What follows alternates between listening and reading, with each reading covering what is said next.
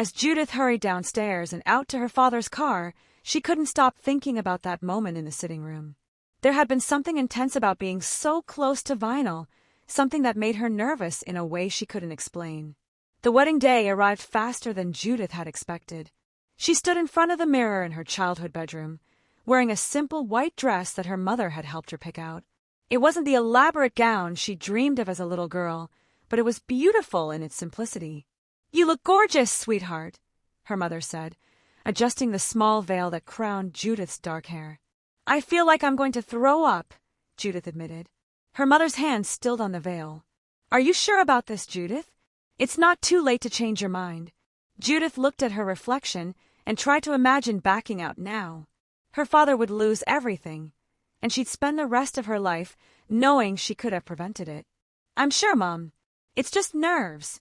The ceremony was held in the garden behind the Morrison house, with only about 20 guests in attendance. Judith's hands were shaking as she walked down the makeshift aisle on her father's arm. Vinyl was waiting at the altar, looking handsome in his black tuxedo, and for a moment she almost forgot that this was just a business arrangement. When the minister asked if she took Vinyl to be her husband, Judith's voice caught in her throat. She looked at Vinyl, who was facing her even though she knew he couldn't see her, and something about his expression was reassuring. "I do," she said, her voice stronger than she felt. Vinyl's "I do" was confident and clear, and when he slipped the wedding ring onto her finger, his hands were steady and warm. "You may kiss the bride," the minister said, and Judith's heart started racing. Vinyl stepped closer to her, his hands finding her face with surprising accuracy. His touch was gentle as he tilted her chin up, and when his lips met hers, the kiss was soft and brief. But even that simple contact sent a strange jolt through Judith's entire body. As they pulled apart, Vinyl whispered, "Thank you," so quietly that only she could hear it. The reception was small and pleasant, with good food and music that made the whole thing feel almost normal. Judith found herself actually enjoying parts of it, especially when she watched how gracefully Vinyl navigated the social interactions despite his blindness. But the real test came that evening when they were finally alone in their shared suite. Judith had changed into comfortable clothes and was sitting on the couch in their shared sitting room, feeling awkward and uncertain. Vinyl came out of his bedroom wearing jeans and a casual shirt, looking more relaxed than she'd seen him all day. "How are you feeling?" he asked, settling into the chair across from her. "Weird," Judith said honestly. "It's strange to think that I'm married to someone I barely know." "We have time to get to know each other," Vinyl said. "There's no rush. Can I ask you something that might sound rude?" "Go ahead. How do you do it? Navigate around so well, I mean. You never seem lost or confused." Vinyl smiled. "Practice. And I've had this house set up specifically for me. Everything has its place, and I've memorized the layout. Plus, my other senses have gotten much stronger over the years." "Like what?" "Hearing, mostly. I can tell a lot about a person by their voice, their breathing, how they move.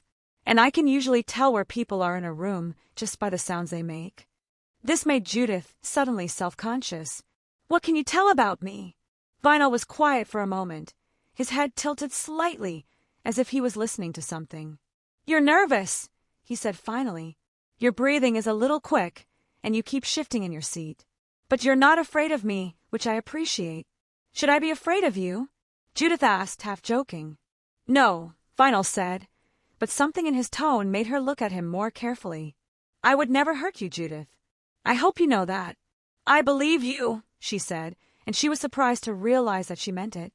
They talked for another hour, mostly about safe topics like books and movies and music. Judith found herself relaxing as the conversation went on. Vinyl was intelligent and funny, and he seemed genuinely interested in what she had to say. When she finally went to bed that night, Judith lay awake thinking about how different this was from what she'd expected. Vinyl wasn't the creepy or desperate man she'd imagined. He was actually quite charming, and she could almost forget that their marriage was just a business arrangement. But the next morning, something happened that changed everything. Judith woke up early and decided to make coffee in the kitchen downstairs. She was still in her pajamas, her hair messy from sleep, when she heard Vinyl's voice from the next room. "Yes, I can see her perfectly," he was saying into his phone. "She's beautiful, actually. Better than I expected." Judith froze.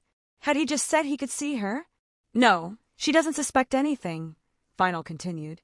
She thinks I'm completely blind. It's working perfectly. Judith's heart started pounding. She crept closer to the doorway, trying to hear more without being detected. The plan is going exactly as we discussed, Vinyl said. She's already starting to let her guard down. Give me a few more weeks, and she'll be completely under my control.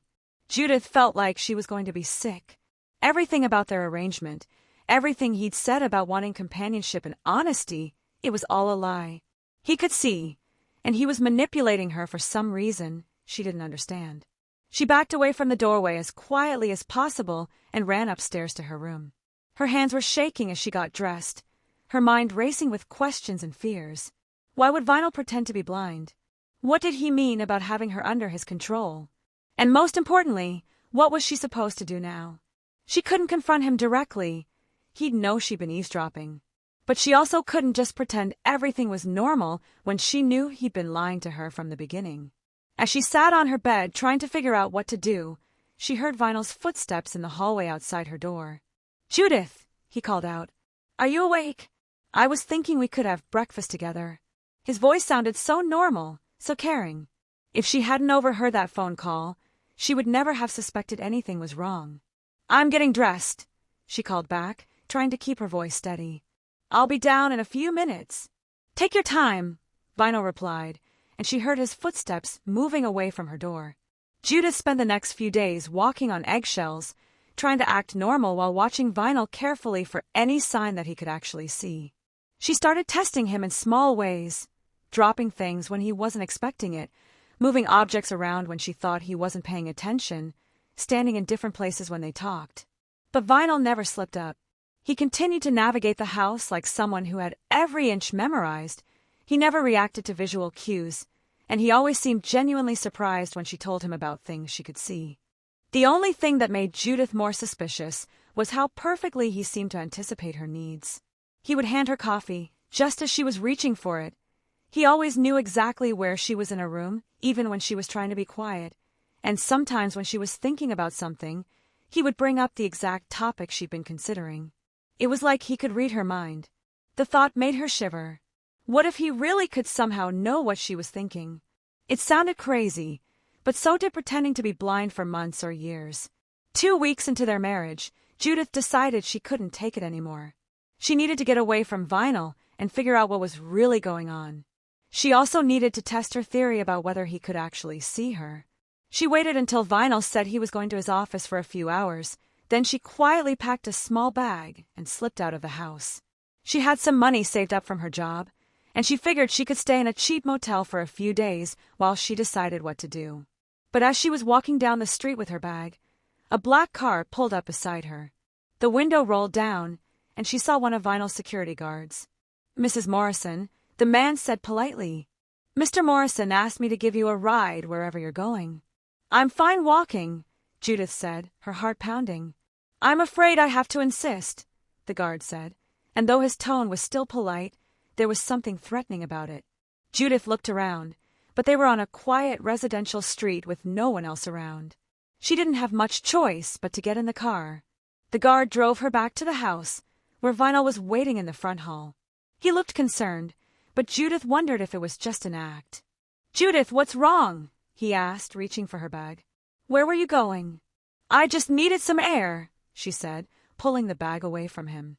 "I wanted to take a walk." "With a suitcase?" Vinyl asked, and Judith's heart sank. How did he know it was a suitcase if he couldn't see it? "It's just a small bag," she said carefully, watching his face. "I'm sorry," Vinyl said, and he did sound genuinely apologetic. "I was worried when I came home and you weren't here. I asked Thomas to look for you because I was afraid something had happened." Thomas must be the security guard. Judith wondered how many other people Vinyl had watching her. "I'm fine," she said. "I just needed some space." "Are you unhappy here?" Vinyl asked, and something in his voice made her look at him more carefully. "Because if you are, we can talk about it. I want this to work, Judith." For a moment, Judith almost believed him. He sounded so sincere, so concerned about her well-being. But then she remembered the phone call, and her resolve hardened. "I'm just adjusting," she said. It's a big change. Of course, Vinyl said. I understand. But please, next time you want to go somewhere, just let me know. I worry about you. The way he said it made it sound less like concern and more like a warning. That night, Judith lay in bed thinking about her situation. She was trapped in a marriage with a man who was lying to her about something fundamental. She couldn't leave because the security would bring her back, and she couldn't confront him because she had no proof of anything. But she also couldn't keep living like this, constantly on edge and suspicious of everything he said and did. She needed help, but who could she turn to? Her father would never believe her. He was too grateful to Vinyl for saving the company. Her friends wouldn't understand why she was complaining about living in luxury with a seemingly caring husband. The only person she could think of was her college roommate, Emma, who now lived in another state. Emma had always been smart and practical, and she might be able to give Judith some advice. The next day, while Vinyl was in his office, Judith called Emma from her cell phone. "Judith," Emma said, sounding delighted to hear from her. "How's married life treating you?" "It's complicated," Judith said, keeping her voice low. "Emma, I need to ask you something, and I need you to promise not to think I'm crazy." "Okay," Emma said, her tone becoming more serious. "What's going on?" Judith told Emma everything. About the arranged marriage, about overhearing the phone call, about her suspicions that Vinyl could see and possibly read her mind. As she spoke, she could hear how insane it all sounded, but Emma listened without interrupting. "Judith," Emma said when she finished, "that sounds terrifying. Do you think you're in danger?" "I don't know," Judith admitted. "He's never threatened me or hurt me. But I feel like I'm being watched all the time, and I can't shake the feeling that he knows things he shouldn't know." "You need to get out of there," Emma said firmly. "I don't care if it sounds crazy. Trust your instincts." "But how? His security brought me back when I tried to leave yesterday." "You need a better plan," Emma said. "And you need evidence. Can you record him somehow?